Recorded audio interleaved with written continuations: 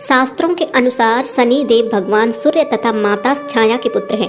उन्हें क्रूर ग्रह का श्राप उनकी पत्नी से प्राप्त हुआ था। इनका वर्ण कृष्ण है और यह कोई की सवारी करते हैं।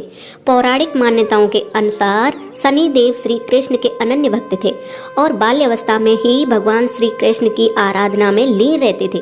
युवावस्था में उनके पिता ने उनका विवाह चित्ररथ की कन्या से करवा दिया था।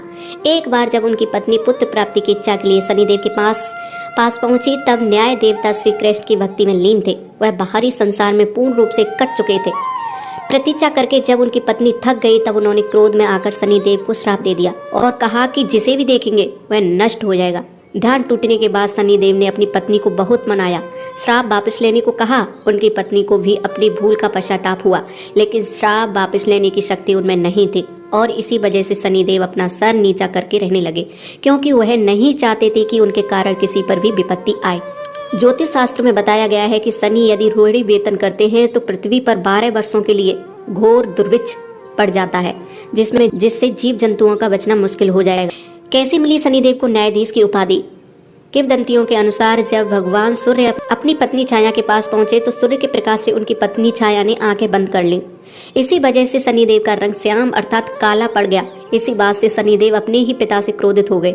शनिदेव ने आगे चलकर भगवान शंकर की घोर तपस्या की और इस तपस्या से उनका शरीर पूर्ण रूप से जला लिया। शनि की भक्ति को देखकर भगवान शिव बहुत प्रसन्न हुए और उनसे वरदान मांगने के लिए कहा।